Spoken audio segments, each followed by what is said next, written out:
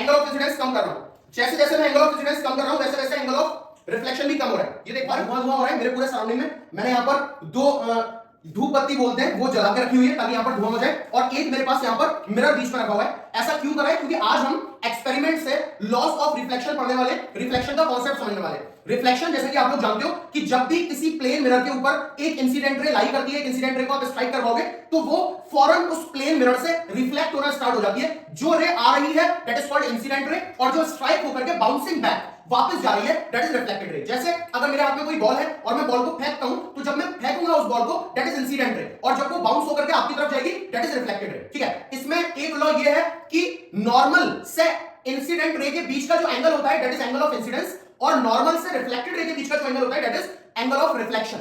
Angle of incidence और angle of reflection की value बराबर होती है। जैसे जैसे आप एंगल ऑफ इंसिडेंस को कम करते हैं वैसे वैसे एंगल ऑफ रिफ्लेक्शन कम होता है, और जैसे जैसे आप एंगल ऑफ इंसिडेंस को बढ़ाते हैं वैसे वैसे एंगल ऑफ रिफ्लेक्शन भी बढ़ता है। तो आज इसी बात को हम प्रूव करने वाले हैं। ये मेरे सामने एक प्लेन मिरर रखा हुआ है, ठीक है, इसके थ्रू हम रिफ्लेक्शन देखेंगे, और ये मेरे हाथ में एक लेजर लाइट है। आपको बहुत ज्यादा क्लैरिटी है और ये रेज आपको क्लियरली दिखाई दे, इस वजह से मैं थोड़ी लाइट डिम कर रहा हूं।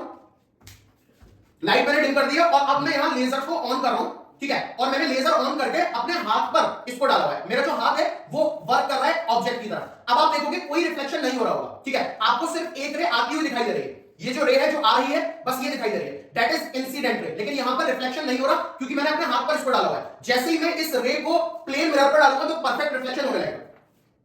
अब मैंने इस रे को एक प्लेन मिरर पर डाला हुआ है, तो बेटा ये जो रे आ रही है that is called incident ray, और स्ट्राइक होके जो रे जा रही है that is called reflected ray. बीच वाला जो पॉइंट है that is point of incidence, ठीक है।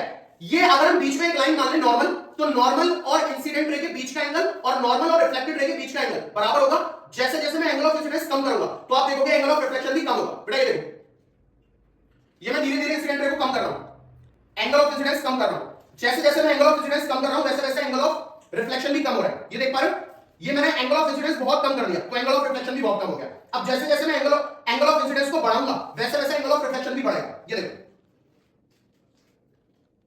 ठीक है, these are the laws of reflection, ठीक है। अब मैंने लाइट ऑन करवा ली है। वीडियो आपको पसंद आया और ये एक्सपेरिमेंट आपको समझ में आया तो प्लीज वीडियो को लाइक कीजिए, ज्यादा से ज्यादा शेयर कीजिए। Thank you very much.